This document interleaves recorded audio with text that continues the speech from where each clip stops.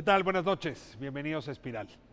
Hoy vamos a hablar de Ricardo Flores Magón, y es que el antropólogo, el historiador Claudio Lomnitz trae un texto provocador, el regreso del camarada Flores Magón, texto que merece discernirse, discutirse con cuidado. Y hemos traído también al historiador Antonio Saborit para esta conversación en la Biblioteca Vasconcelos, gracias a Dani Golding, director de la Vasconcelos, que nos ha permitido hablar de libros en una biblioteca. La historia del país necesita ser revisada una y otra vez para entenderla y sobre todo para que no ose alguien a manipularla según su conveniencia política del presente, cuando el pasado merece su justo respeto. Hoy hablaremos de Ricardo Flores Magón con Claudio Lomnitz y Antonio Saborit. Comenzamos.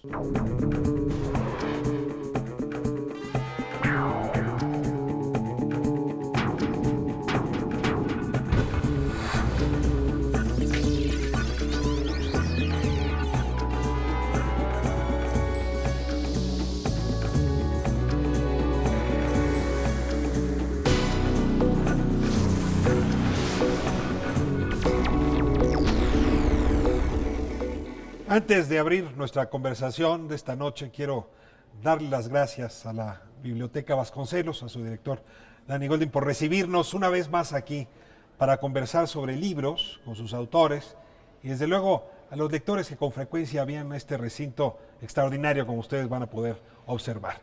Le doy la bienvenida a nuestros invitados de esta noche. Como esta edición Espiral, les voy a pedir que se presenten y así rompemos el hielo. Antonio Saborit, bienvenido, muchas gracias. Muchas gracias. Bueno, yo soy historiador y me he dedicado a estudiar las distintas comunidades letradas en México, digamos que del final del 18 a principios del 20, y el trabajo de Claudio toca precisamente una de ellas, la generación del 92, de 1892, y creo que eso lo explica todo. Comunidades letradas, es interesante porque los seres humanos en efecto nos movemos en manada hasta cuando se trata de asuntos intelectuales y políticos. Es interesante entender ese concepto porque sería impensable en efecto Ricardo Flores Magón sin su comunidad y su época.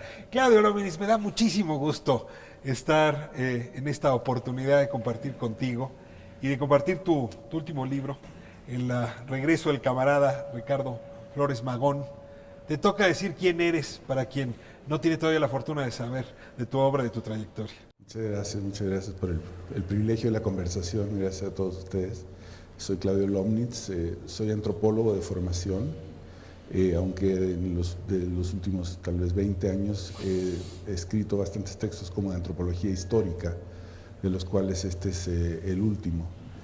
Antes de eso escribí el primer trabajo que escribí en esa beta de antropología histórica se llama Idea de la muerte en México, es una historia de la muerte en México.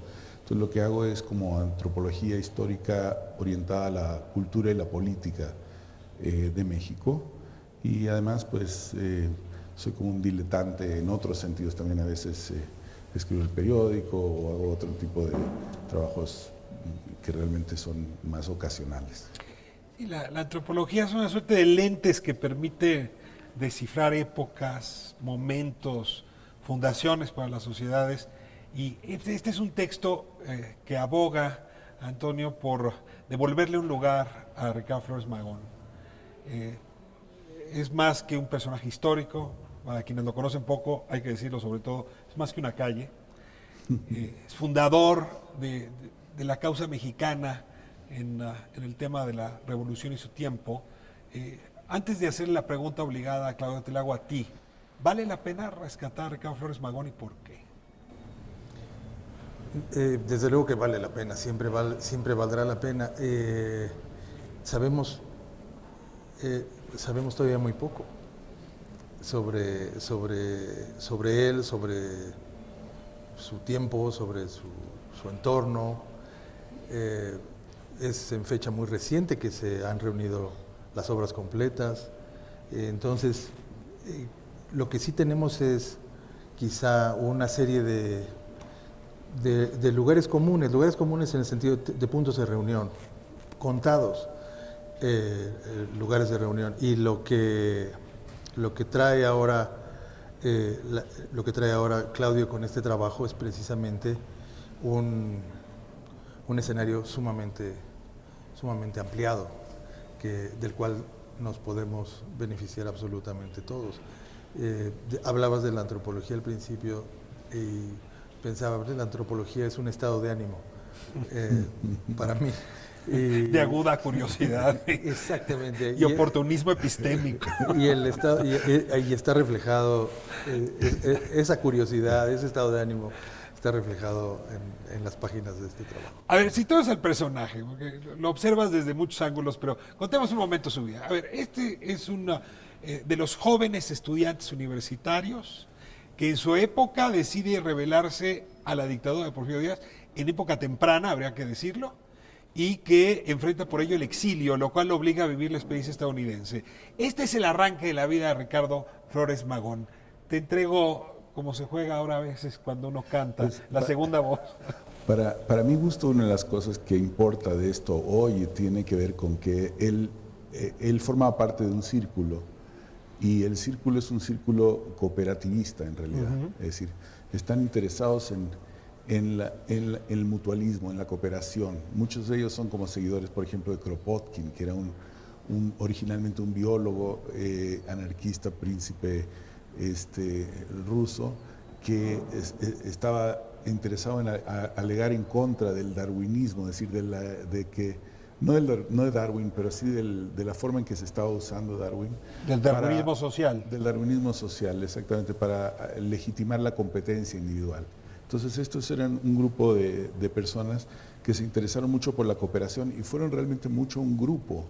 En ese sentido, el interés de Ricardo, para mí, no es exclusivamente un interés en él, sino en todo el círculo del que formaba parte y que realmente sin el cual no tiene mucho sentido el personaje. Porque incluso el exilio y todo esto que nombraste, el exilio de los Estados Unidos, es también un exilio colectivo y sigue estando en el corazón de una red, él. Déjame situar el contexto. Es el coletazo más fuerte de la revolución industrial en nuestro país. Hay ya una crítica muy fuerte en Inglaterra, pero en Estados Unidos, por la manera como se están construyendo desigualdades. Y desde esta lógica, en efecto, hay un encuentro ideológico casi internacional, proletario, el cual en México su antena es Ricardo Flores Magón. Ahora, su intención era que la Revolución Mexicana tomara este discurso y no tuvo tanta suerte. Te adelantaste como 6 capítulos. Todavía no hay Revolución Mexicana. Estamos en 1892, en la reelección más compleja de Porfirio Díaz. Ese es creo que uno de los ejes que nos puede ayudar a comprender al grupo, a Ricardo y a su entorno. Sería interesante oírte a ti hablar un poco de eso, porque el libro habla al principio de la generación del 92, y yo cuando empecé a leer sobre esto, descubrí, porque no soy un especialista en la época, entonces para mí fue un descubrimiento, este movimiento estudiantil del 92, que tenía para mí muchas resonancias con el 68, en el sentido de que era un movimiento antireeleccionista, ¿no? Estaban en contra de la reelección de Porfirio Díaz, pero no tenían un candidato alternativo, entonces no eran vistos exactamente como una amenaza política real a la reelección de Porfirio Díaz, y sin embargo fue un movimiento político de enorme resonancia política y cultural. Entonces en ese sentido tiene algunos elementos de lo del 68, en el sentido que es un fenómeno político-cultural mucho más que un fenómeno de amenaza política directa a Díaz, porque a mi entender la razón por la que era delicada la elección esta para Díaz no venía del movimiento estudiantil, sino las revueltas que habían en el campo en la época, las tensiones que tenía Porfirio Díaz con los diferentes gobernadores en Guerrero, en Chihuahua. O sea, Porfirio Díaz tenía un problemón y este aparentemente no era el problemón. ¿Por qué optan por salir del país? ¿Por qué opta por salir del país? Te hablan. Bueno, salen del país porque realmente, o sea, en 1892, después de esta, poco después entra el hermano mayor de Jesús a la cárcel. Es la primera experiencia de la familia con la cárcel. Esto tiene que ver con el movimiento del 92, la publicación del problema de Tomochic. Y después... Que hay quien dice que ese es el momento en que arrancó la revolución. Son unas trampitas que hacen ¿Los colegas. Sí, también Tomochic se vuelve en este sentido la primera novela de la Revolución Mexicana, Claro. pero no tiene nada que ver. O sea, una de las enseñanzas de la antropología a la historia, una de las numerosas enseñanzas, yo lo ubicaría precisamente en ese plantarte ahí, ignorando lo que va a pasar 20 años después. ¿No? Porque como malos escritores de novelas policíacas, muchos historiadores ya hacen converger todas las líneas al punto en el que saben que pueden llegar. Sí. En 1892, como dibujaba Claudio el tema, este grupo de estudiantes concentra, es como una esponja, expresa lo que está en la cabeza de muchas personas. No son una amenaza política y se convierten en una fuerza simbólica, terminan en la cárcel, se forman grupos de apoyo, se fotografían en la cárcel de Belém, circulan sus imágenes, obtienen al poco tiempo su libertad y fundan un periódico cuyo nombre hoy pasaría inadvertido, pero que en el 19 tiene mucho pegue. La voz es muy, muy poderosa en el 19, el Demócrata se llama. ¿No? Y en ese Demócrata es donde se publica por entregas la novela, la relación novelada de Tomochic, que en ese momento aparece sin nombre, para seguir favoreciendo este cuadro generacional. No se sabe quién le escribió un testigo presencial. Sí, hay que aclarar que Tomochic es una matanza, quizá la más cruenta del siglo XIX, perpetrada por Porfirio Díaz, en contra de indios que se estaban rebelando, incluso por motivos religiosos. No voy a profundizar más, pero es tan fuerte la huella que deja esa matanza que en efecto se ha utilizado como argumento para posteriores revoluciones por lo menos en Chihuahua y después de la revolución. Pero déjame, me regreso, porque necesito identificar a este grupo de estudiantes con lo que decía Claudio, 1968. 68 es una época donde hay muchos jóvenes de clase media que han ido a la universidad. O sea, se ensanchó el torrente de jóvenes de clase media que acudieron a la universidad y que se enfrentaron a las generaciones previas, pero en 1892 no hay un torrente de jóvenes de clase media. Hay goteo. ¿Quiénes son estas gotas de clase media jóvenes que se están rebelando? Muchos de los personajes de esta generación son hijos de élites regionales, no necesariamente muy importantes, a veces en alguno que otro sí era importante, o sea, sí era medio una clase media, podríamos decir, con frecuentemente orígenes de provincia. Hijos de comerciantes, hijos de políticos. Sí, hijos de políticos, de comerciantes, a veces nietos de alguna persona que fue gobernador o diputado 40 o 50 años antes. ¿Por qué salen cooperativistas si su origen social es otro? Yo pienso que el cooperativismo se va cuajando, es una impresión que tengo. O sea, parte del problema histórico para mí, por lo menos, es que la década de los 1890, de lo que estamos hablando ahorita, es quizá la parte menos conocida. Ellos se hacen realmente famosos un poco ya, o sea, en 1900, cuando se crea la revista Regeneración y entran otra vez a la cárcel, se forma el Partido Liberal Mexicano y en el momento en que enfrentan a Porfirio Díaz directamente, se hacen realmente muy, muy famosos. Y la muerte de la madre de ellos, que se da cuando Ricardo y Jesús Flores Magón están en la cárcel, son momentos como de grande escándalo público, en donde el valor de ellos y el movimiento liberal general está ya bastante amplio. Entonces, parte del proceso es todavía un poco opaco. En los años 1890 yo creo que forman parte de una bohemia que existe en la Ciudad de México, y no toda esa bohemia es socialista o cooperativista, son muchas cosas diferentes, están metidos en los círculos de los poetas, Gutiérrez Nájera, todo eso es parte de un ambiente. ¿Por qué si no tenían un abanderado político que pudiese convertirse en una amenaza al régimen, el régimen no los trata, digamos, con tresura?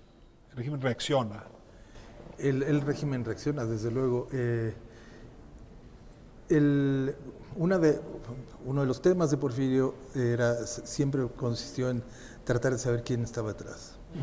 ¿No? Y ¿Con paranoia, diría? No, era un animal político y quería saber exactamente quién estaba detrás de cada cosa. Leía muy bien la prensa, sabía que la prensa era un instrumento que empleaban las distintas minorías dinámicas del país para mandarse mensajes entre ellos, y para 1892 prácticamente lo tiene mapeado este territorio, pero aparece lo improbable, que es esta generación.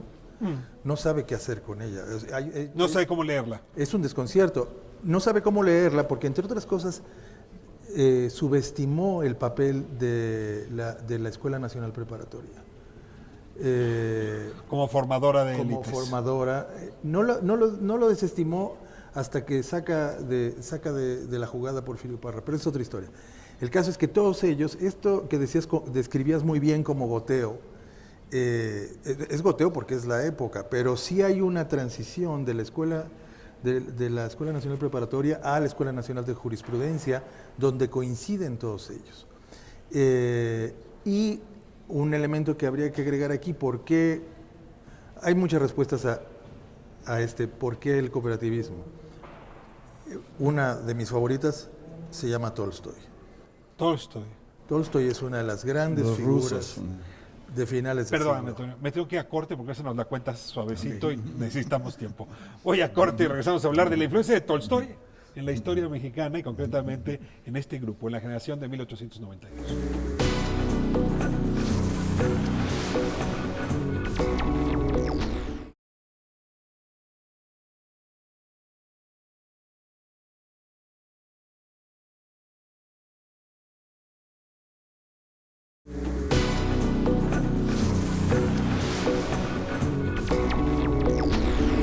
De vuelta, hablando de Ricardo Flores Magón, de este texto, la última obra de Claudio Lomnitz, El regreso del camarada. A ver, en México tenemos un defecto que me cuesta mucho trabajo explicar, y este no es el lugar para darle una explicación seria, pero suponemos que nos ocurren las cosas como en el vacío, como si solamente estuviésemos nosotros en escena. Y la historia de este país, como la de cualquier otra sociedad, está inmersa en una serie de flujos internacionales muy potentes, entre otras cosas de ideas, no solo comerciales o políticos. Y ese momento, cuando me tuve que ir a corte, Antonio ya soltaba una referencia que me pareció lo más interesante. La influencia de Tolstoy en la generación de 1892, en Ricardo Flores Magón, en estas élites clase medieras mexicanas que se estaban enfrentando a su manera al porfiriato. A ver, háblanos de Tolstoy. Con mucho gusto, pero creo que es este espacio es el que no esperaba y donde debo meter una pequeña digresión para hablar de un historiador muy importante en mi vida y en la vida de Claudio, que es Friedrich Katz. Claudio tuvo el privilegio de trabajar con él, yo de leerlo. Y de Claudio se dice que es el heredero de Katz en México. Cosa que empezó un poco fuerte. Tiene un futuro aún más grande, mi amigo Claudio. No, y la enseñanza, una de las enseñanzas centrales de Katz como historiador es la polifonía. Tiene que ver con lo que acabas de decir precisamente. Hasta antes de Katz puedes encontrar una gran cantidad de historiadores dedicados a México muy notables, pero voy a usar una imagen que puede ser muy gráfica: monoaurales. Katz trabajó siempre con numerosos archivos. no solo con los numerosos archivos de México, sino con los numerosos archivos del mundo. Y eso le dio a sus relatos la polifonía que le hace falta siempre a la historia. Entonces, volviendo a Tolstoy, Tolstoy es parte de la polifonía del final del siglo XIX mexicano. Tolstoy es una figura muy importante en todo el mundo a finales del XIX. No solo es un autor muy respetado por sus novelas, sino es una figura pública. El desafío más potente al zarismo de su época. Es una piedra en el zapato para el zarismo, y lo será hasta su muerte, y lo será incluso para la joven Unión Soviética. A ver, voy a darle una vuelta a Flores Magón y déjame entrar en el sur de los Estados Unidos, donde las voces de Tolstoy, pero luego también del socialismo utópico, los falansterios, es decir, están inyectando ideas en el proletariado naciente de los Estados Unidos. Los Gubis, ¿no? Estas organizaciones obreras que empiezan a tener una gran fuerza política. Ese es el contexto que cacha a Ricardo Flores Magón en su día y que también lo educa. Él también los educa a ellos, los mexicanos, no solo Ricardo, también los educan a ellos. Hay un proceso, hay un cosmopolitanismo del que no estamos yo creo, muy conscientes a veces en México, que se ve en el movimiento de ellos, que es un cosmopolitanismo proletario, porque en América Latina casi siempre se piensa el tema del cosmopolitanismo como un tema de élites, o por lo menos de la parte letrada de la ciudad. Y es el caso de este grupo también en sus inicios, es decir, son un grupo letrado, casi todos están leyendo libros, hasta a veces sabes en la biblioteca de quién los leyeron, ¿no? En la biblioteca de Camilo Arriaga, en San Luis Potosí, estaban tales y cuales libros, o en la biblioteca del papá de Práxedis Guerrero, en la hacienda no sé cuál, leyeron tales y cuales cosas. Entonces, por un lado, sí era un movimiento letrado en su origen aquí en la Ciudad de México, pero cuando emigran a los Estados Unidos, se proletarizan los que no eran proletarios, y luego se juntan a un mar de migrantes que estaban empezando a llegar a los Estados Unidos, que sí que son proletarios de origen o campesinos de origen, y toda esa mezcla en los Estados Unidos se vuelve muy cosmopolita, porque se están relacionando en los sindicatos, en las ciudades en las que están viviendo, con personas que vienen de muchas otras partes. Entonces, por ejemplo, el punto como de Tolstoy, para poner un ejemplo, es una influencia importante en México, pero es también un punto de encuentro entre estos exiliados y sus aliados en Estados Unidos, uno de varios puntos de encuentro. Entonces se crea en este exilio, que es también parte de una migración, ¿no? Ahora, digamos, una textura intelectual de una gran complejidad. a ver, pero es una migración que tú caracterizas un poco por tu experiencia, también por la de Vasconcelos, y luego hasta Odiseo utilizas, que siempre está pensando regresar a redimir su país. No es un exilio definitivo, se asume siempre como temporal. Y me necesito mover, por el tiempo que lleva el programa, ya hacia los 1908, 1910, se empieza a gestar en efecto un contexto, ahora sí, de prerevolucionario. Y en esto siempre notas subjetivas, pero en mi lectura de ese momento de la historia, sí pareciera haber un malestar por parte de Flores Magón, de los Flores Magón, de su movimiento, con que sea un individuo como Madero quien encabece el movimiento revolucionario, como si le faltara legitimidad, le faltara este bagaje, le faltara estos 20 años de reflexión comunitarista, proletaria, revolucionaria. Me gustaría desafiar este choque entre Madero y Flores Magón. Más atrás, tantito. Tantito. Otra vez, como la del 92, la reelección de Cuatro fue sumamente compleja. El conflicto entre los tecnócratas, los científicos y los otros, es decir, Bernardo Reyes, llega a su punto culminante.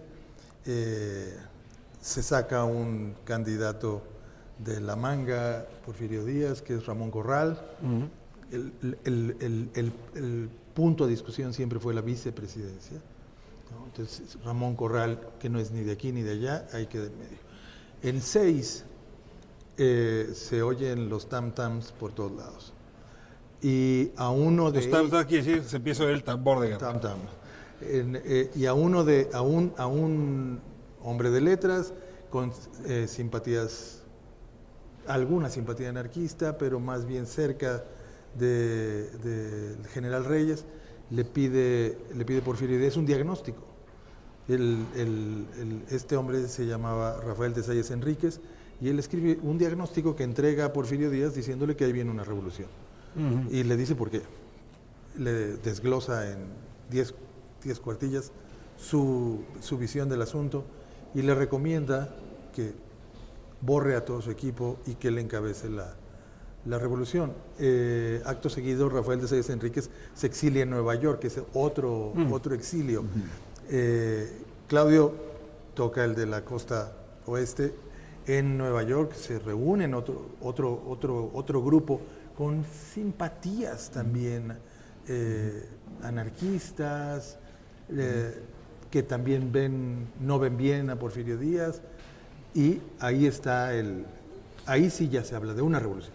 Ahora, yo puedo suponer... Pero el tema de Madero, o sea, básicamente la rabia con Madero viene realmente muy al final. O sea, ya la... Muy al final, 1911. Quiero decir, no. 1910.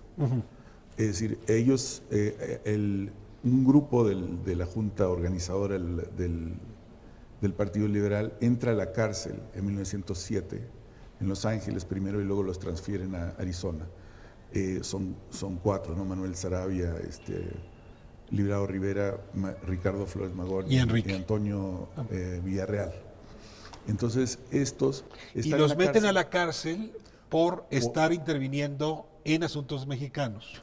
Exacto. Eso es una cosa muy interesante de la historia. Es decir, Porfirio Díaz había firmado un acuerdo de neutralidad con los Estados Unidos que se ideó al principio en la guerra de España, de Estados Unidos con España, en donde se decía que no podías invadir el territorio de un país desde el otro. Entonces estos revolucionarios que estaban en Texas o estaban en Arizona, California y demás, a la hora de querer hacer la revolución hacia México, que fue también lo que había hecho el propio Porfirio Díaz. Y Benito Juárez y Pancho Villa. Todas las revoluciones han usado en México desde el siglo XIX en la frontera de Estados Unidos. Se han utilizado el antiguo México para hacer la revolución en el Nuevo México. Entonces, esto se consideraba, al principio se llegó a usar la ley de la neutralidad para perseguirlos como violadores de la ley de Estados Unidos, porque al principio estaban tratando de extraditarlos ellos hicieron un intento de revolución en 1906. Tengo un segundo aquí, porque esto es cierto, pero también es cierto que eran agitadores de las organizaciones obreras en Estados Unidos. Entonces, sí, meterlos a la cárcel tenía un doble propósito, sobre todo en las dos ocasiones en que ocurrió. Venían muy promovidas esas cárceles desde el gobierno de México. O sea, sí fue un instrumento pactado a nivel entre Washington y la Ciudad de México, desde Relaciones Exteriores, porque les estaban saliendo muy mal las extradiciones. Cada vez que metían un juicio de extradición había un lío, perdían, no manejaba muy bien el gobierno de México la opinión pública en Estados Unidos. Entonces los empezaron a perseguir por violar leyes de Estados Unidos, como esa ley, ¿no? La ley de neutralidad. Y los metieron a la cárcel después, en 1907, por la revolución que intentaron, fallida, de 1906. Ellos se pasaron 3 años en la cárcel. Entonces ellos salen de la cárcel en agosto de 1910, y para agosto de 1910 en México ya hay una revolución en puertas que está dirigiendo Madero, y que ellos ya no tienen la fuerza organizacional. Entonces sienten que un poco un burguesito que no había hecho realmente el trabajo más fuerte de organización les comió un poco el mandado. Entonces hay una rabia a la que se suman las diferencias ideológicas, pero hay una rabia también que tiene que ver yo pienso con... Ahora voy aquí a poner otro elemento subjetivo, pero sí había algo de ego muy potente en los Flores Magón, particularmente en Ricardo. Es decir, no imaginarse él una de las cabezas de ese movimiento revolucionario iba a ser algo que no se iba a perdonar. Y comete uno de los que yo llamaría sus errores biográficos más importantes, que fue con dinero de los gubis, de las organizaciones obreras, financiar a un grupo de soldados mercenarios que otra vez, desde los Estados Unidos, toman Tijuana. Hasta ahí no estoy hablando de ningún error, pero los dirigentes de esos mercenarios le dan la espalda a Ricardo Flores Magón y se apropian de Tijuana. Hay un monumento hoy de los filibusteros en Tijuana que es contra Ricardo Flores Magón, pero en realidad es por todo este caos.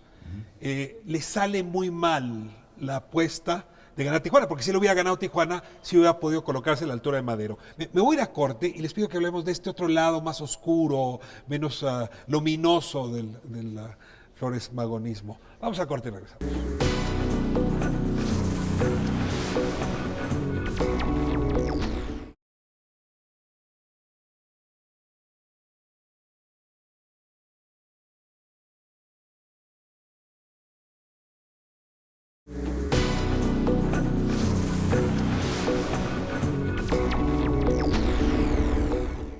Estamos de vuelta en Espiral hablando de Ricardo Flores Magón y ya cuánto de nuestra historia se ha presentado en esta conversación. Ricardo Flores Magón es presentado en este texto tuyo, Claudio, como el hombre incorruptible, es decir, como una figura moral que entonces se levantó como un tótem, por eso necesitan estudiarse antropológicamente, y que hoy debería seguirlo siendo.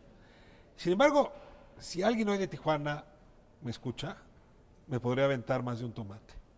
Porque la sensación que hay en la zona norte de Baja California Norte es que estuvimos a punto de perder ese territorio porque fue la última invasión estadounidense que se apropió de la sociedad, de la ciudad, y costó mucho sacarlos. Y todo por un error de Flores Magón, que en esa zona lo asignan a su vanidad, más que a cualquier otra cosa. Bueno, hay temas de vanidad. O sea, yo pienso que el tema de lo incorrompible y todo esto de Ricardo Flores Magón no es solo de Ricardo Flores Magón, sino de todo este movimiento, tenía un ascetismo, se podría decir, es decir, una tendencia a valorar la renuncia. Y Ricardo era especialmente fuerte en esto, pero no era único en esto, era como un elemento de todo el movimiento, que incluso pienso que es parte del problema del movimiento, porque en un momento dado tienen, como se pueden siempre ser acusados de estar viviendo del pueblo por ser agitadores, entonces tienen ellos que vivir en una pobreza grande para mostrar que no están robando. Entonces hay como una especie de pobrismo del movimiento todo, no es solo Ricardo. Paréntesis, define pobrismo, de exaltación de la pobreza. Sí, es necesario poder en un momento dado para mostrar que no estás timando a tus compañeros obreros, a tus compañeras, mostrar tu pobreza, exhibirla, ¿no? Que esté claro que tú no tienes una casa aquí, una propiedad allá, un sobrino haciendo quién sabe qué. Entonces hay un ascetismo. Además, están trabajando en Estados Unidos para en la noche hacer su agitación. Entonces tienen son casi protestantes, se parecen mucho, realmente sí se parecen mucho, sobre todo en Estados Unidos, a una cierta forma casi de líder religioso que no es muy común en la Revolución Mexicana en México. Los historiadores de las revoluciones dicen que hay dos tipos de revoluciones, las que encabezan las clases medias, con la Revolución Inglesa, la Revolución de Independencia en Estados Unidos, y luego las revoluciones más proletarias, ¿no? O campesinas en su caso.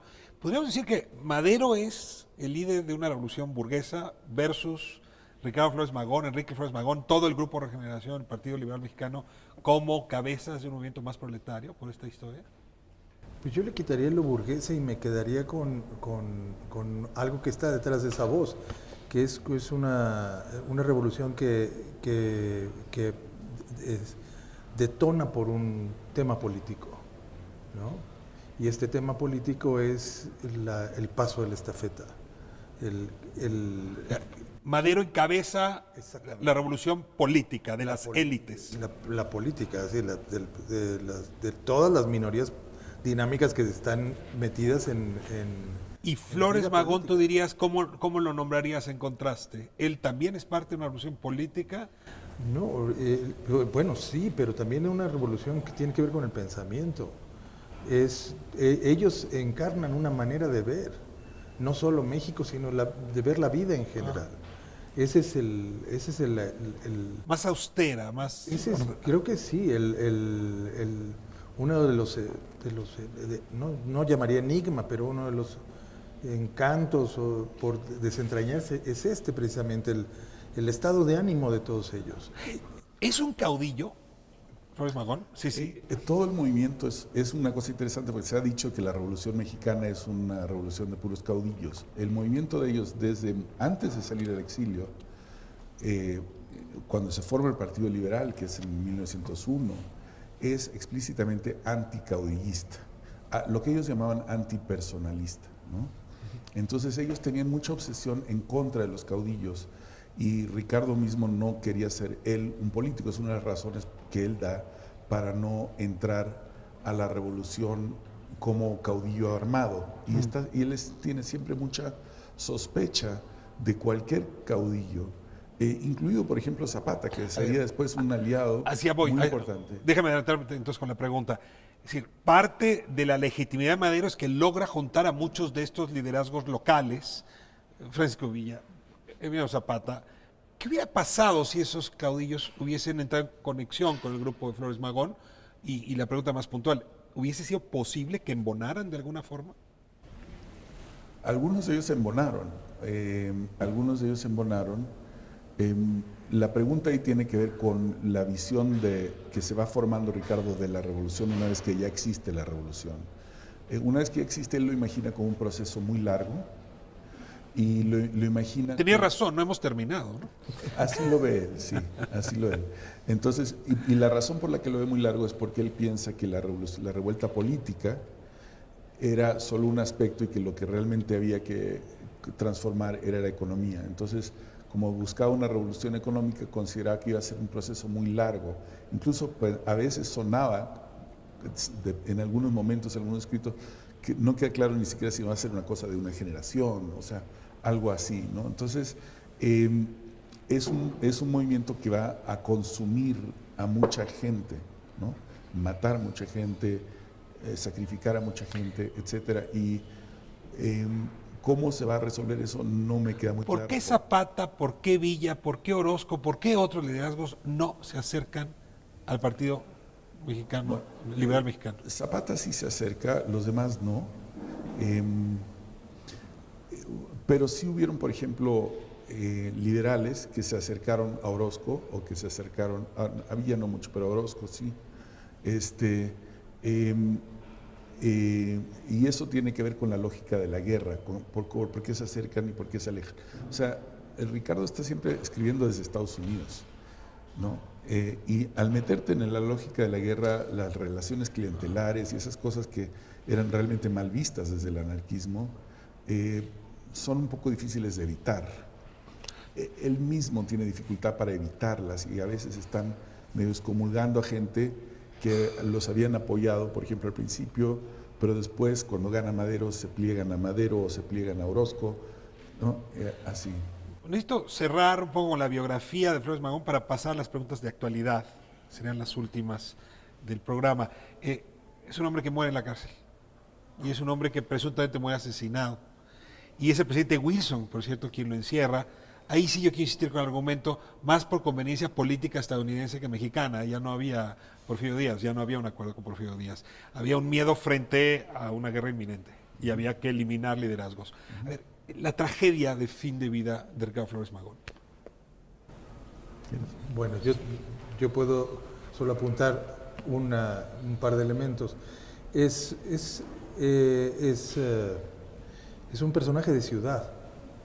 Y una de las novedades de la Revolución Mexicana, esta de la que nadie podía anticipar, fue que trajo lo que un diputado porfirista llamó el subsuelo, la aparición del subsuelo, y no estoy hablando del petróleo, sino de las capas de los campesinos indígenas, que son los que aparecen con la Revolución Mexicana. El anarquismo es un tema urbano. Lejos, distante. El anarquista muere en una cárcel, el Zapata muere en el campo. ¿No? Ahora te toca a ti. Son gente que sí, estoy muy de acuerdo con lo que acaba de decir Antonio. Muy fuerte la frase. Creo, bueno, son personas, Ricardo especialmente es una persona que pasa muchos años en la cárcel, tiene muchas cárceles, y una de las cosas que hace el libro es contar un poco lo que pasa en la cárcel, la vida en las cárceles, porque se puede reconstruir un poco gracias a algunos de los archivos, parte de eso. Creo que, bueno, en mi opinión, Ricardo, no creo que haya sido asesinado, aunque existe, no se sabe cómo murió. Es que haya sido muerte natural. Sí, es decir, hubo muy claramente una negligencia médica deliberada dentro de la prisión. Recibe un golpe en la cabeza. Lo que pasa es, bueno, una de las cosas de las que habla el libro es el tema de la muerte, porque bueno, no se puede saber, porque si lo mató realmente un guardia en la cárcel, pues solo lo sabe el guardia. Entonces la versión sale después. Algunas de las versiones que salen son demostrablemente equivocadas, apócrifas, y lo que sí muestran los archivos de la cárcel es el tema de la gravedad de la enfermedad de él y cómo el jefe de la cárcel se niega constantemente a tratarlo. Entonces, a mí me parece interesante que digamos, la historia, el mito de Ricardo haya requerido un poco de que fuera asesinado, así como el mito de Zapata requería que no haya sido asesinado, porque yo, por ejemplo, mi primer trabajo de campo como antropólogo lo hice en el estado de Morelos en los años 70, y ahí los viejitos todavía decían que no habían matado a Zapata. El Cid campeador. Que habían matado a un compadre de él, etcétera, etcétera. O sea, Zapata no había sido asesinado, mientras que en el mito Ricardo fue asesinado. Y la razón por la que fue asesinado en el mito creo que tiene que ver con su potencia como símbolo ante los Estados Unidos. O sea, la idea de que los Estados Unidos le tenían tanto temor a la figura que no podían dejarlo salir con vida. Es posible, porque realmente sí dejaron que se muriera. Quedan 5 minutos y tengo que llegar a 2016. No hay casualidad. Qué necesidad. No hay casualidad. Movimiento Regeneración Nacional es un movimiento que hoy vuelve a jugar, por lo menos con esas emblemas, con esas ideas, en las elecciones hacia el 2018. Andrés Manuel López Obrador se reivindica, entre otras cosas, heredero de buena parte de los valores floresmagonistas. Le pregunto al autor, ¿casualidad publicar este libro en estas fechas? ¿O lo hiciste con la idea de revisar el mito en una época en que está siendo visitado de nuevo políticamente? En ese sentido, casualidad, porque escribir un libro así tarda muchos años y realmente no es posible imaginarlo para una coyuntura. Ni siquiera una coyuntura polifónica. Pero sí me parece que para mí este movimiento es el primer movimiento transnacional de la historia moderna de México. Entonces, en ese sentido, no lo veo tan parecido a algunos de los aspectos por ejemplo, de Morena, porque Morena tiene mucho lado nacionalista, y esto yo creo que lo que tiene es inicialmente un lado nacionalista muy fuerte, igual que lo de Morena, pero que después, con los exilios y lo que va pasando, que no avanzamos a hablar, ojalá que otro momento lo podamos hacer, del episodio de Baja California, que es muy complejo y muy importante, termina siendo también internacionalista, y eso es parte de la razón por la que es tan difícil de leer desde Baja California, porque ellos ya para entonces están viendo lo que están haciendo como parte de una revolución mundial y no están tan preocupados por si es México o no es México, si son Estados Unidos o no son Estados Unidos. Y entonces en ese sentido sí jugaron un poco con fuego, porque los países siguieron, y no me parece del todo... Y tú dirías, el Movimiento de Regeneración Nacional actual le falta internacionalismo si realmente quiere reconocerse en la tradición floresmagonista. Para mí sí. Sí. Antonio. Sí, hace falta un horizonte, una línea del horizonte mucho más amplia, que es la que se estaba jugando a principios del 20, sin lugar a dudas. Me salgo de la disputa electoral puramente. Es una época en que nos cuesta trabajo encontrar figuras políticas en las cuales reconocernos con dignidad.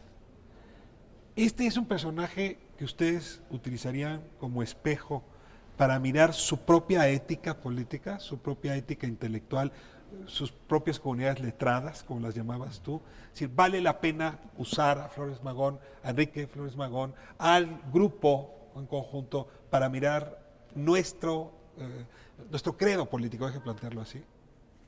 Yo creo que sí, con todos sus defectos, ¿eh? No en cómo se ha hecho, que es ponerle una especie de pedestal de pureza, como una especie de figura impoluta que jamás hizo una cosa mala. Hay muchas cosas muy cuestionables que hizo Ricardo y que hicieron cada uno de ellos.